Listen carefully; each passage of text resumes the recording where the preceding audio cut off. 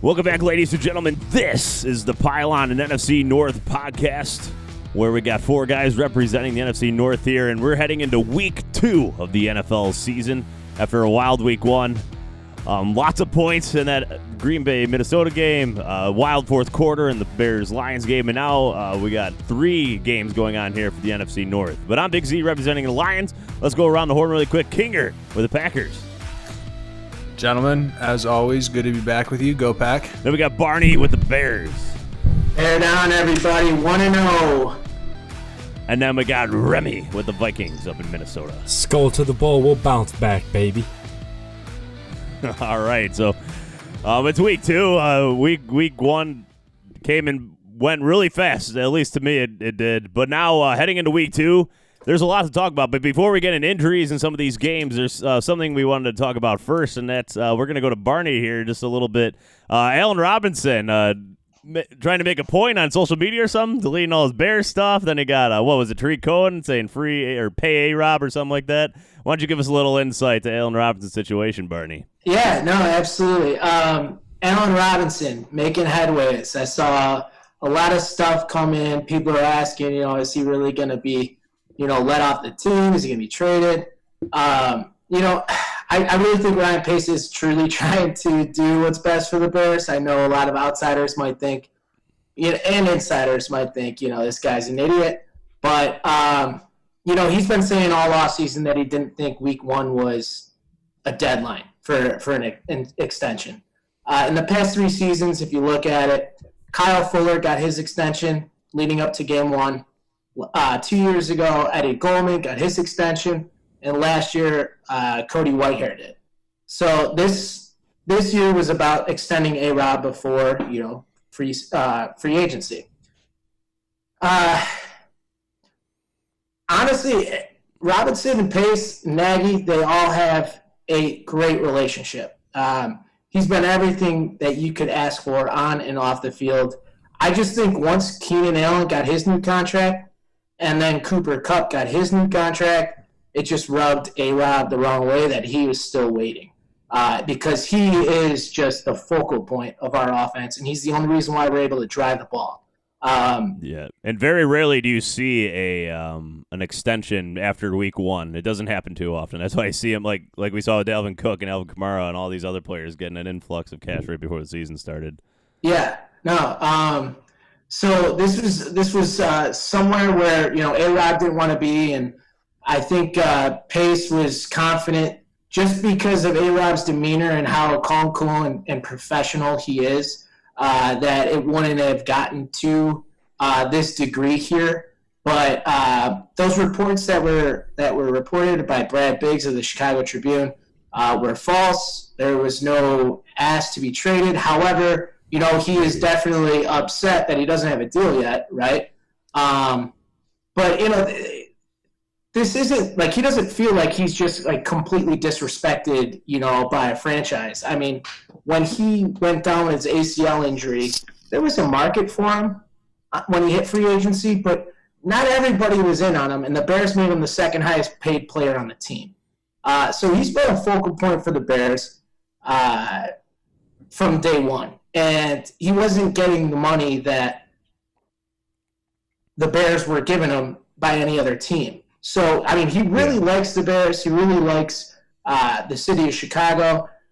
I just think that with Keenan Allen and Cooper Kupp getting theirs within the last, couple of days, and he didn't, got really upset and took that personally. But, I mean, I'm going to play devil's advocate here. He did everything that he was supposed to. I mean, right now, he's got the whole fan base pretty much like, all in unity saying, let's pay the fucking guy money. The players, even some of the players like Tariq Cohen who are up for a contract in the same position as A-Rob are saying, extend the man. That Tariq has to know that money that is waiting for him can be taken, from his pot and given to Allen Robinson in this whole grand scheme of things. So, I mean, he's got Cordell Patterson, he's got Anthony Miller. Basically, the whole team is in unison trying to get this guy paid. And I don't know if you guys have seen that on your teams at all, that they publicly state that they want, one of their guys getting paid to this degree. But I want to calm everybody's jets here. I don't think he's going anywhere unless Pace really colossally fucks this up. And Remy, you want to throw something in there? I for one, wouldn't mind if A-Rob became a free agent and left the NFC North. No, I was just going to ask, do you know, Barney, has there been has there been talks at all, or has his camp have contract talks not even begun yet? Yeah, no, there have been contract talks. However, Pace, the way he operates is he lets everything, he doesn't let anything good out to the media at all. What type of tier? So if you were to give him what do you think he should be paid as far as tier wise? What tier wide receiver do you give AR? Yeah, honestly, I think he's a top 10 wide receiver in the league. I think he could be even arguably better than that. But I think it's right around Keenan Allen money. He wants $20 million. I would have to guess that's where it would be. I mean, right now he's making, I think, $16 million right now. But I think he wants in the market of $20 million. Quick question, but do you want somebody that wants $20 million? I mean, it's week 1. We haven't seen Trubisky do Trubisky things yet. You guys are 1-0, but we'll see. We did see it for 3 quarters. Do you want to pay a guy like that $20 million for the quarterback situation that you currently are unknown of, maybe? Well, and that's where the side of business, in football gets ugly. I think. I mean, he's since the day he walked on our squad, he was the best guy on offense. For the last 3 years. If you look at our team, it's basically every drive we have is credit to him. He bails everybody out. I think he's a tremendous route runner. He's definitely worth the money, 100%. Allen Robinson right now, Barney getting paid $14 million a year. 14? Yeah. But Kinger, you want to throw something in there? Yeah, I'm surprised Barney over here giving Ryan Pace a lot of defense. Honestly, I'm a little shocked to hear that, to be honest. But the one thing I want to note is Allen Robinson is worth the money he's paid for. Ultimately, I think. I do think he likes the city of Chicago, but I think he's put himself in a little bit tougher position because, again, I think the quarterback situation is an issue, but you got to question what his motives are when he's doing this right now, right? I mean, I get voicing your frustration, but why go out there and make it public notice for everybody, get this story talking? I mean, the man wants to get paid, I get it, but all I think that does right now is just create a distraction, and I don't really understand if he's really a team first guy. Keep that in-house, right? I mean, those are just, I think, some unnecessary antics in my opinion. And I mean, to throw this out there too, Adam Thielen is on a 4-year. They agreed to a 4-year extension of $64 million. Yep. So that's 16.2 per year. Yeah, it's 16. Yeah, exactly. That's around 16. So that bold statement of $20 million saying he's a better. I mean, I get it. How old is Allen Robinson? He's younger. He's right. He's 27. I love Adam Thielen. Really, I do. I think he's tremendous. I think Allen Robinson is better than Adam Thielen. Whoa! I do too. I would too. I would too. But I still think Adam Thielen is tremendous. But I'm just gonna say. I mean, let's just aside from age, what makes you think both of you? I'll explain that. I'll explain that. He had a 1,400-yard season with Blake Bortles. He had a 1,100-yard season with Mitch Trubisky. I don't care what your opinion is. He was the focal point of both offenses, and he still got it on. Case Keenum. Adam Thielen had Case Keenum. Just before we wrap this up here, so the top 5 wide receivers right now is DeAndre Hopkins 27.25, Julio 22, Keenan Allen 20, Amari Cooper 20, Michael Thomas 19.25. Right ahead of Allen Robinson now are Stephon Diggs, Devontae Adams, Jarvis Landry, Cooper Kupp, Adam Thielen, and Brandon Cooks is getting 16.2 as well. And I'll end it here. When I say he probably wants 20, I'm not saying he thinks he should be paid like the best wide receiver in the game. But that's just the way NFL contracts go. It's next man up. Yeah. That's why 20 is the number. All right, Barney. So before we move on, just a little prediction out of you. Will Allen Robinson be a Bear next year? And, well, two-part question. Will he get an extension by the end of the season? If not, will he be a Bear next year? I think an extension gets done. I'm not even going to answer the second question. Well, yes. Well, that answers the second question by answering the first question. So I don't think an extension gets done. You rarely see it happen during the midseason. So, Remy, do you think it gets done? To be honest, I think he still plays. I just don't think it gets done. Yeah, he's going to play. He said as much today. He's going to be a Bear for the season.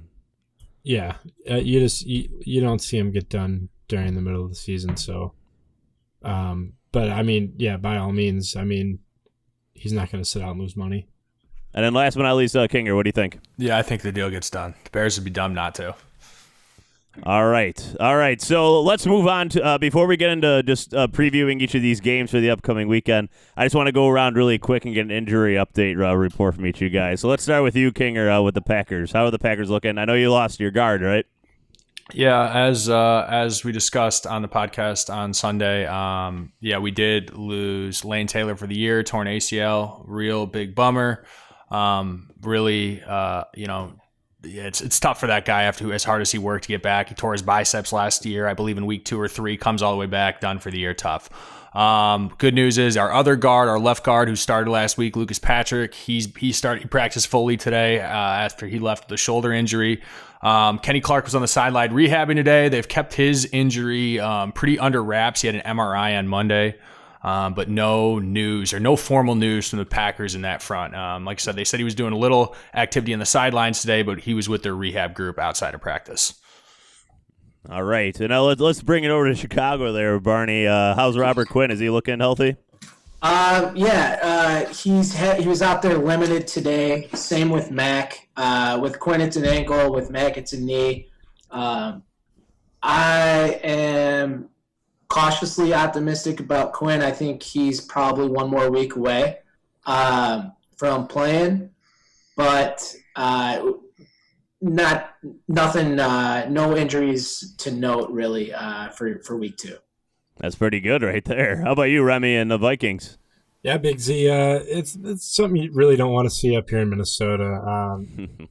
Our starting corner, Cameron Dantzler, he's got a rib injury. He did not participate in Wednesday's practice or walkthrough. Jeff Gladney, a little banged up with the knee. He was a full go. And then our other starting wide receiver, Olabisi Johnson, some with his knee. He was fully walked through as well. Minor just stings. Obviously, Daniil Hunter is still on IR. He'll be eligible to return by week 3. But you're getting thinner at corner. I have been told that George Iloka is pending. He took a COVID test a few days ago, and his test will come back tomorrow. And the Vikings will be signing George when he passes for a little help in the secondary, whether he plays safety or corner. But we're a little thin up here. Not ideal. Yeah, and that's another thing, because the Lions are dealing with this too at DB this week. When they need to sign a guy, it takes like an extra day or 2 right now to get that guy into the locker room because of these COVID tests going on. So that's something interesting that's not had to been dealt with before, because usually you can pick up a guy like that after one quick workout. But I'll give you a quick update with the go ahead. I was just going to say the only good thing about Iloka is he did play for us in 2018, so he's familiar, and he played under Zimmer in Cincinnati so he knows the scheme. Okay. It's just getting back in there. But yeah, and I think you're going to see a lot of that this year. The Lions did that as well with a guy named Chris Jones. He's been kind of floating around the NFL for a while, but he was on the Eagles under Corey Unlin, the Lions' current defense coordinator. The Lions signed him this week because the Lions are really thin at cornerback. Justin Coleman got put on IR, our top slot cornerback. That was brutal. He left that Bears game after the second quarter, and so did Desmond Trufant midway through the third quarter, and it proved costly there in the fourth quarter, obviously. But Desmond Trufant looks like he might be promising to play this Sunday. I don't know. He didn't practice today. Neither did Big V, our big right tackle signing. Kenny Golladay, again, did not practice. Our third tight end, Hunter Bryant, didn't practice. Darrell Roberts, our backup quarterback, didn't practice. A lot of these are hamstring injuries. Kenny I don't remember if I mentioned Kenny Galladay, but again, he did not practice. C.J. Moore, safety, limited. Nick Williams, defense tackle, limited. Kabinda, fullback, who played really well last game, also limited. This goes down. But there is one positive. Jeff Okudah did fully practice this week, so our number 1 draft pick looks promising, and his initial game is going to be going against Aaron Rodgers. So saying that, let's just get right into it, because that kind of leads me into my next point as we preview this Lions-Packers game, Kinger.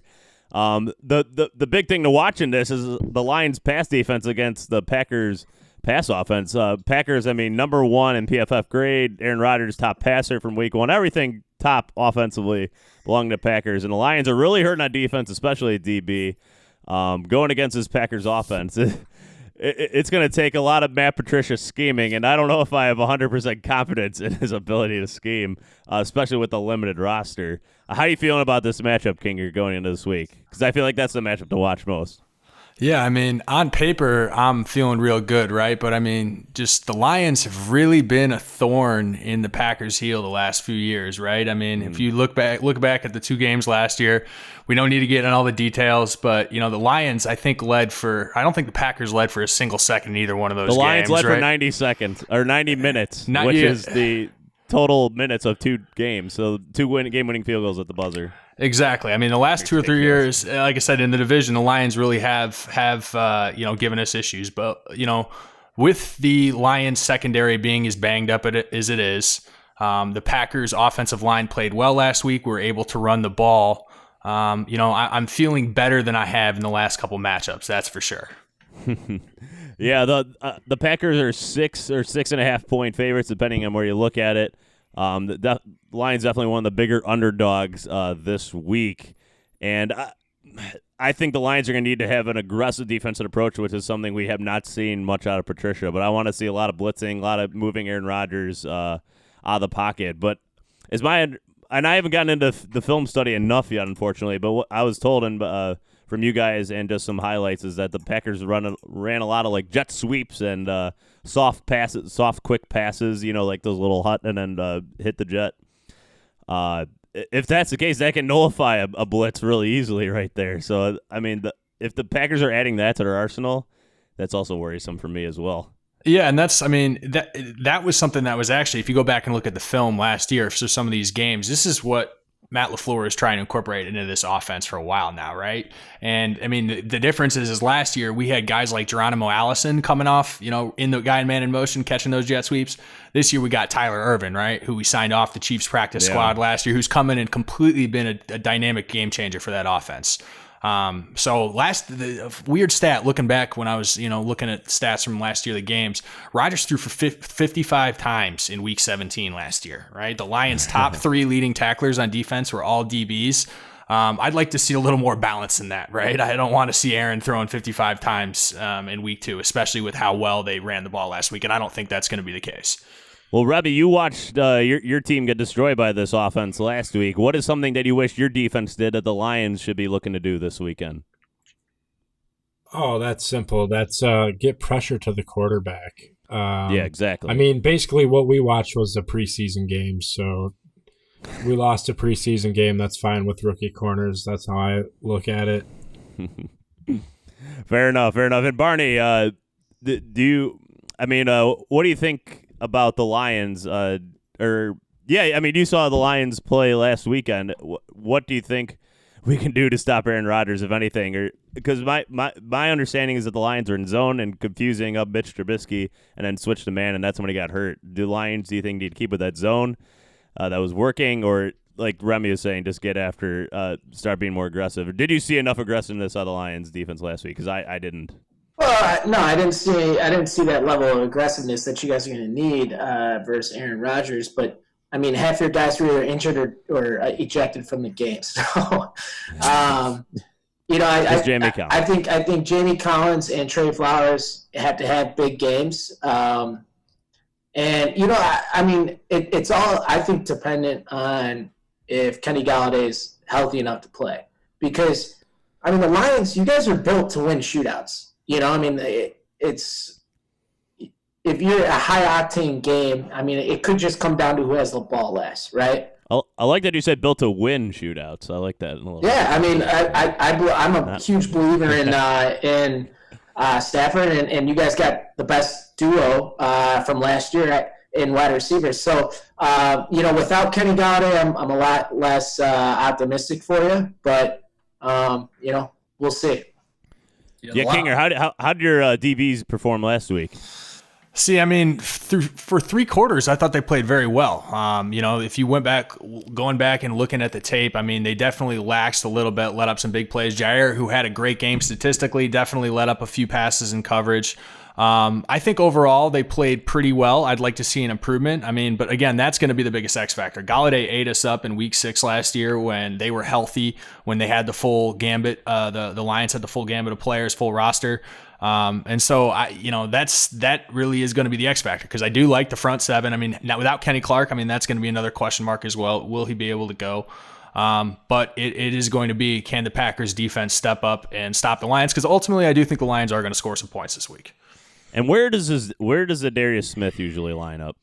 They got him all over the place. Mike Pettin has been super creative with him, lining him up all over the field, outside, inside. I mean, they'll line him up at the nose tackle spot, or they were doing that last week when Kenny Clark's out, right? I mean, he's standing up, but he'll be all over the place.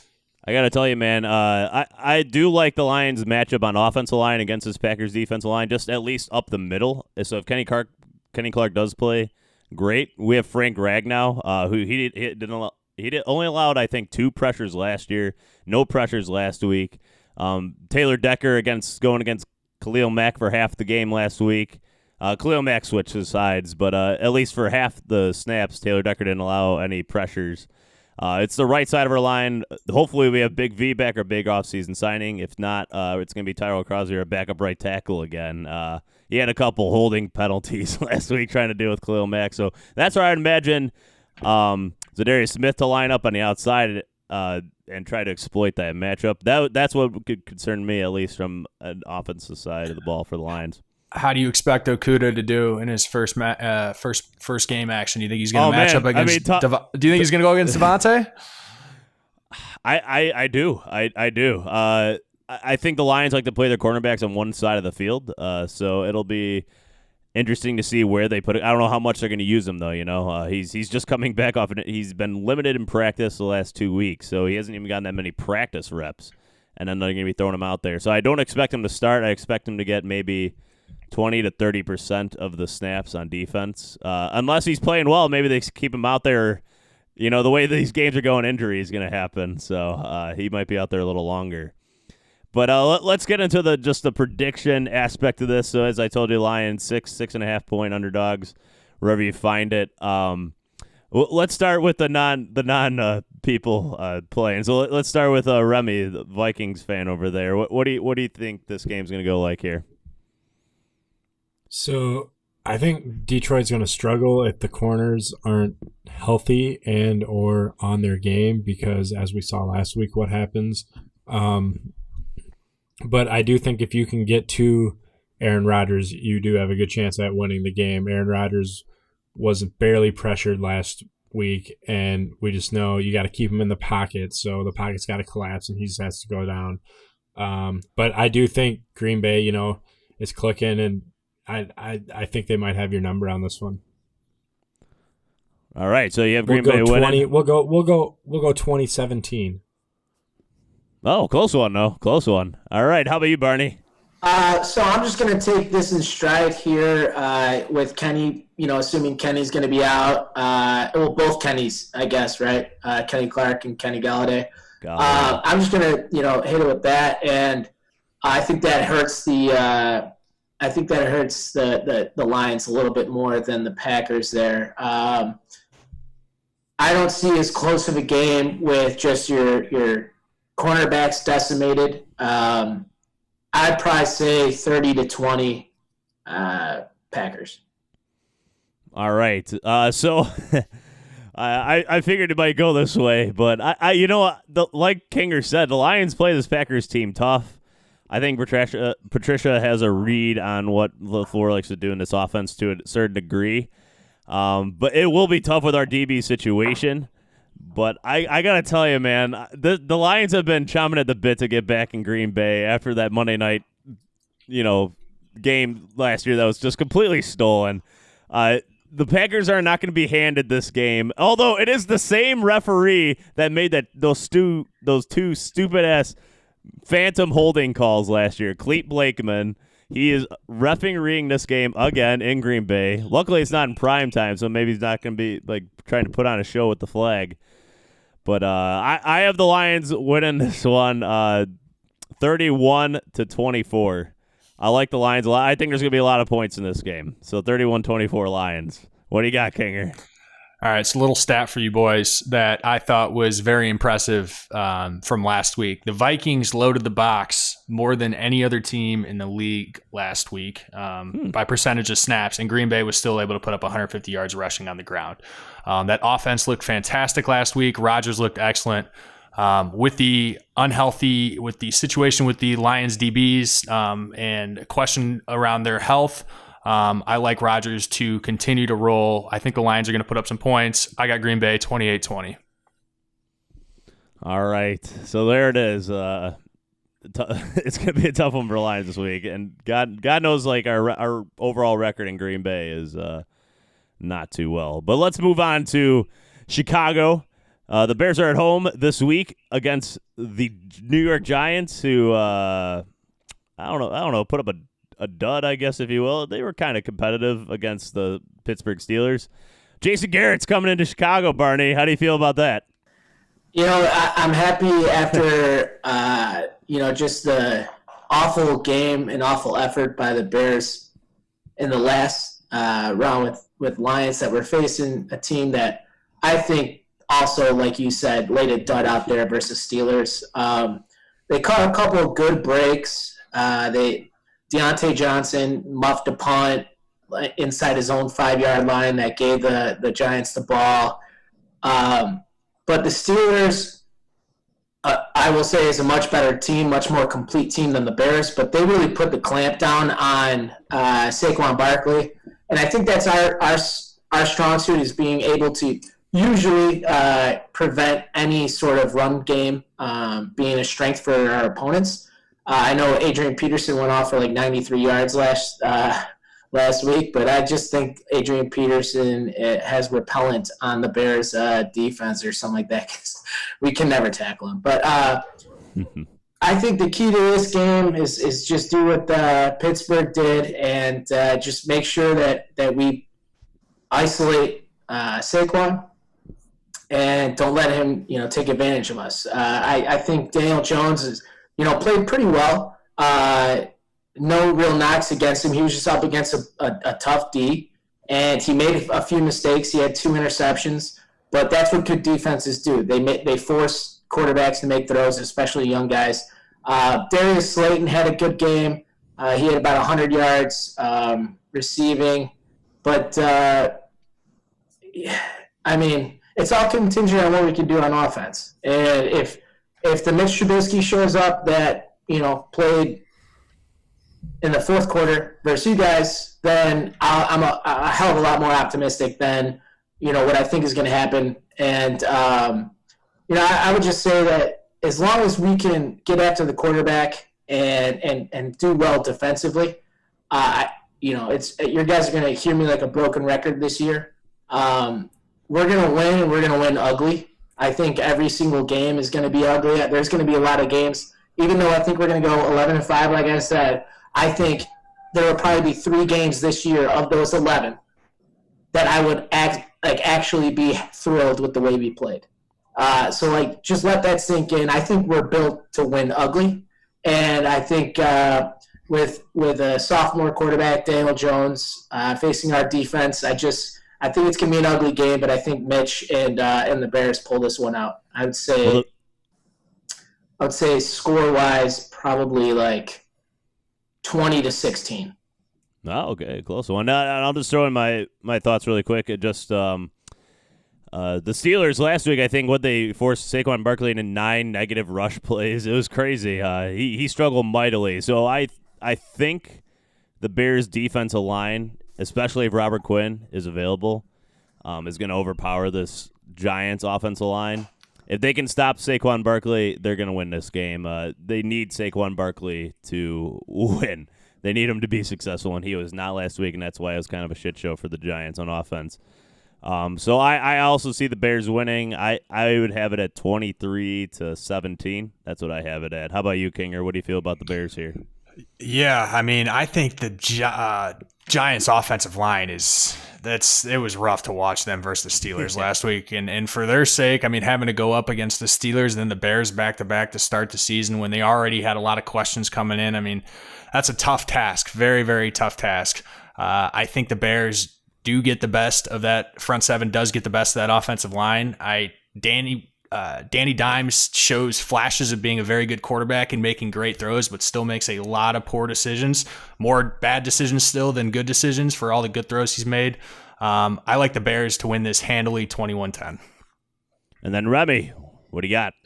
Yeah, I think Chicago comes into this game and puts up points. And then next podcast, we're going to hear how Trubisky's the truth and possible MVP because Trubisky's probably going to end up throwing for like 4 or 5 touchdowns.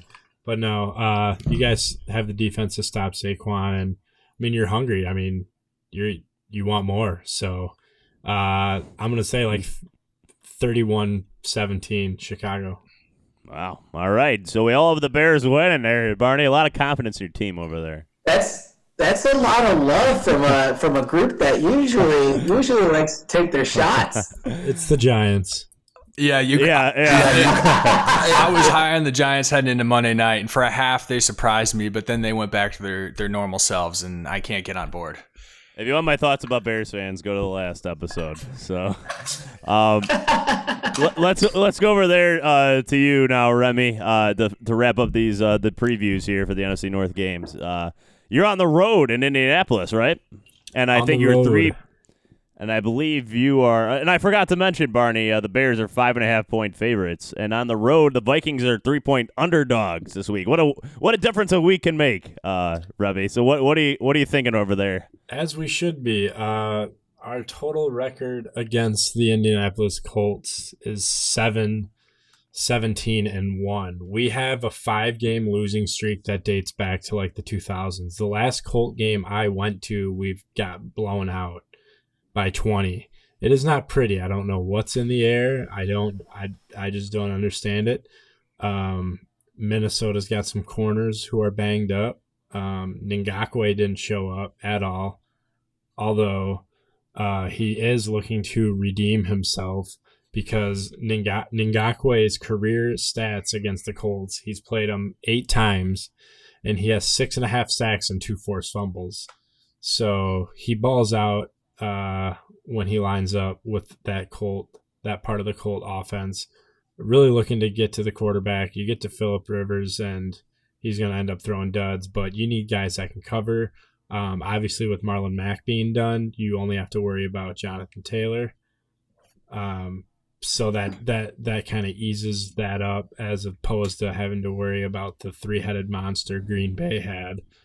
But so how do you feel about Phillip Rivers in this game? Because by all accounts, he's kind of the Phillip Rivers of last year, where he's throwing unnecessary interceptions again. I'm a fan of Phillip Rivers his whole career. I hope he comes in and throws in a lot of interceptions because we need these young guys to start making plays and getting the confidence up. This is a must-win game for Minnesota.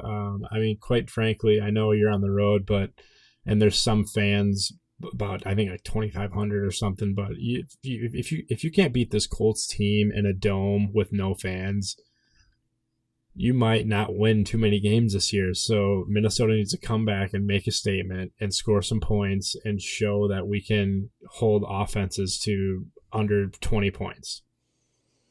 Yeah. And for the sake of being a Viking fan, I want to say it's going to be 28-10 Minnesota. 28-10 Minnesota. All right.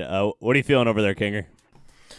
Yeah, on paper, the Vikings, again, I feel like this looks like a game you should be picking the Vikings. The Vikings should win, but I still kind of like the Colts to low-key put up a game at home. They do have some playmakers out there. I think that offensive line for the Colts is still very good. I don't think they're going to have too much of a drop-off with Jonathan Taylor in there. The X factor in the game is definitely Phillip Rivers. Can he take advantage of that Viking secondary, or is he going to throw a bunch of interceptions? I'm going to take the Vikings to win this game 20-17.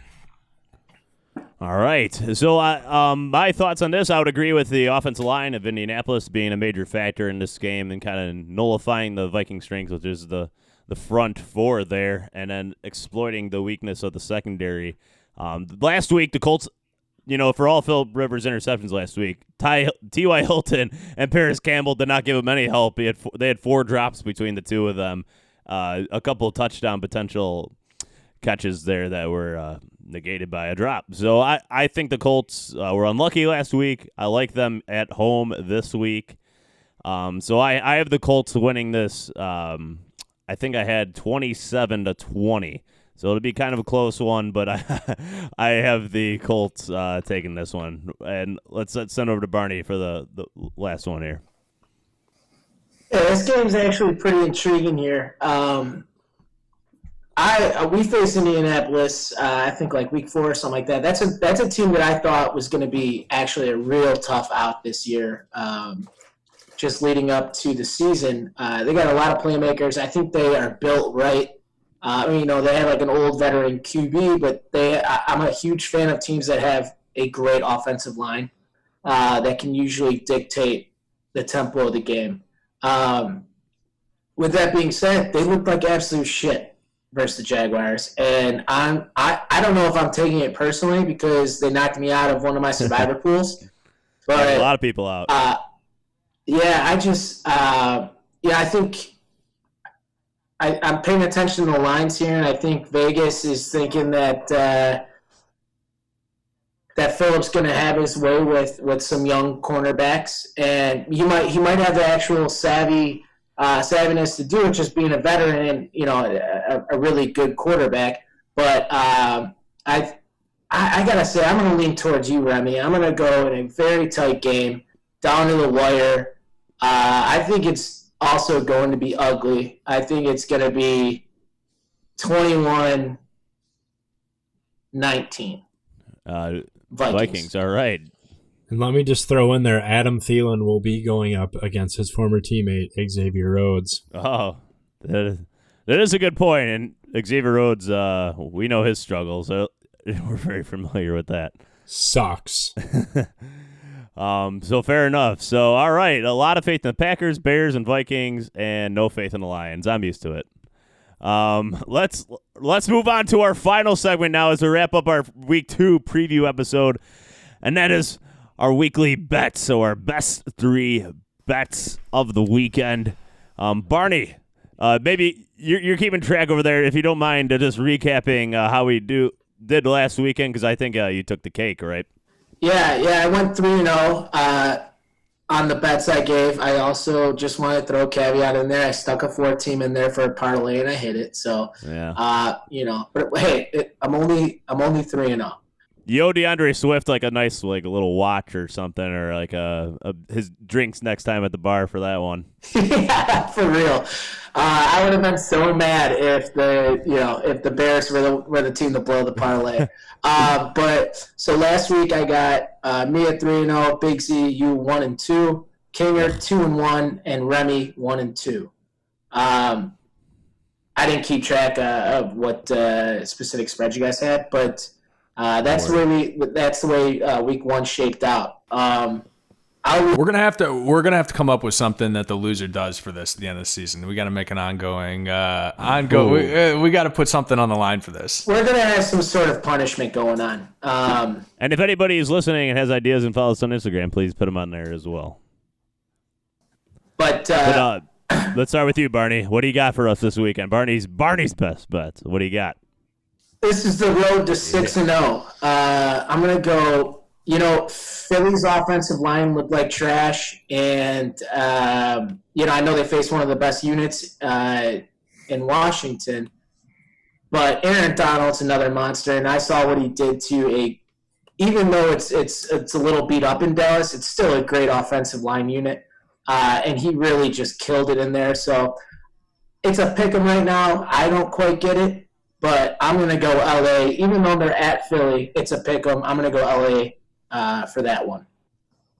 Next, just like I voiced it earlier, Minnesota +3 at Indy. I'm going to take that one. I think 3 points is a lot to put up, in a spread on Minnesota's good defense. I know they have young guys, but Aaron Rodgers and Phillip Rivers at this point in their careers are two different guys. And I have faith in Cousins because you know what? He doesn't play well against teams that are over 500. And just at this moment, Indy is defeated. So I'm feeling pretty good about this one.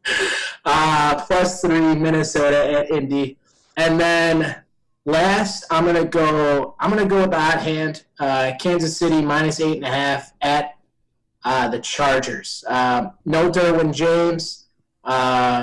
I know they got a couple playmakers in the secondary, like Chris Harris Jr. at the Chargers. I know they got Joey Bosa and Melvin Ingram, but Kansas City is just too dynamic, and I think 8.5 points is a little too low for Vegas to be lying. So I'm going to go with those 3 bets there. And the Chargers playing in that new stadium. You don't think it's a new home team? New Chargers home team? Oh, you're right. Never mind. No, just kidding. No, it's the same. All right, Barney, so we got your 3 in. Let's take it over to Kinger there. What do you got for us, man?